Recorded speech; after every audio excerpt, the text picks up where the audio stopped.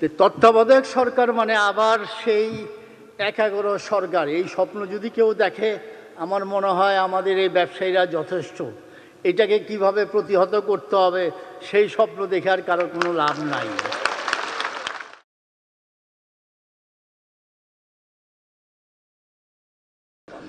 আমার আগে বক্তারা অলমোস্ট সব কিছুই বলে গেছে, কিন্তু ব্যবসায়ীদের ম্যান্ডেট তো আমার মনে হয় মাননীয় প্রধানমন্ত্রী পেয়ে গেছেন।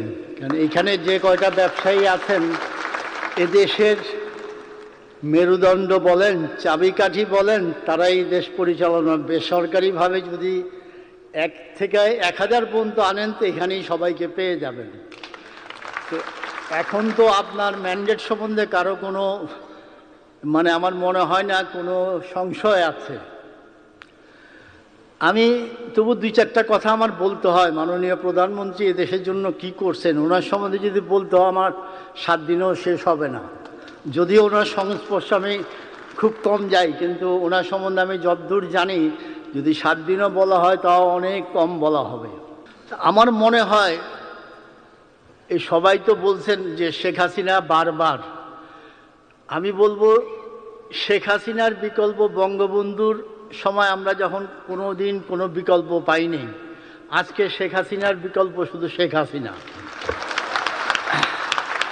আমরা তবু ব্যবসায়ী হিসাবে আমি একটা অনুরোধ জানাবো সবাইকে, যে ব্যবসায়ীরা সবসময় চায় শান্তিপূর্ণভাবে আমরা থাকি, শান্তিপূর্ণভাবে ব্যবসা করি, দেশকে এগিয়ে নিয়ে যাই।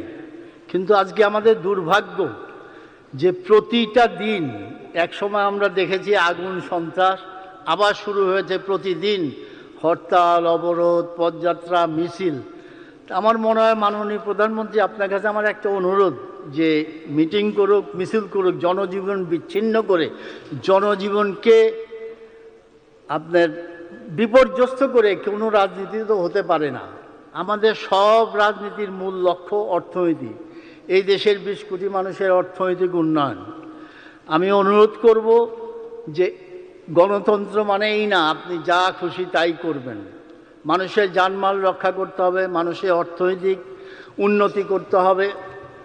আজকে প্রধানমন্ত্রী শেখ হাসিনা, বাংলাদেশ নাম আসলেই বলে যে প্রাইম মিনিস্টার শেখ হাসিনা। এক সময় বঙ্গবন্ধুর বাংলাদেশ বলতো, এখন বঙ্গবন্ধু প্লাস শেখ হাসিনার বাংলাদেশ বলে। She is a brand of the world. একটু আগে যে কথাটা আমার মাহবুবুর রহমান সাহেব বলতেছিল যে ট্যাক্স অফিসিয়ালকে জুডিশিয়ারি পাওয়ার, আমার মনে হয় এটা অসম্ভব একটা ব্যাপার। আমার যেটা মনে হয়, আমি সাধারণ ব্যবসায়ী, বাংলাদেশের সাধারণ মানুষের, এই দেশে অন্তত 4 কোটি লোক ট্যাক্স দেওয়ার সক্ষমতা রাখে, কিন্তু আমাদের ট্যাক্স শুধুমাত্র পায় 30 লক্ষ লোক থেকে। এই যারা বিত্তবান, যাদের সমাজে পরিচিতি আছে, চেনে, আমাদের ট্যাক্সটা আরও ডোর টু ডোর যাওয়া উচিত। আজকে আরেকটা কথা আমার বলতে হয়, কারণ এইখানে সাথে অনেকেই আছেন যারা এই 111-এ জেলে গেছেন, অত্যাচারিত হয়েছেন। আমার সৌভাগ্য আমি বাংলাদেশে ছিলাম না, তবু আমার কর্মচারীদের জেলে নিয়ে গেছে, আমার এক্সিকিউটিভ যারা ছিল সবাইকে। তত্ত্বাবধায়ক সরকার মানে আবার সেই একাগ্র সরকার, এই স্বপ্ন যদি কেউ দেখে আমার মনে হয় আমাদের এই ব্যবসায়ীরা যথেষ্ট। এটাকে কিভাবে প্রতিহত করতে হবে সেই স্বপ্ন দেখে আর কারো কোনো লাভ নাই। আমাদের এই ষড়যন্ত্র হচ্ছে যে আবার তত্ত্বাবধায়কের নামে আমরা একাগ্র সরকার নিয়ে আসব, এবং সবাইকে এই যত বিত্তশালী, যত এই 15 বছর, 20 বছর, 50 বছর ধরে যারা আজকে সমাজে একটা প্রতিষ্ঠিত স্থানে গিয়েছেন তাদের উপরে জুলুম অত্যাচার হবে। আমাদের প্রয়াত যমুনা গ্রুপের চেয়ারম্যান, উনি জেলে ছিল, আমাদের অ্যাডভাইজার সালমান রহমান সাহেব জেলে ছিল, এবং এই দেশের যত নামি দামি ব্যবসায়ী সবাইকে তারা জেলে পুরছে।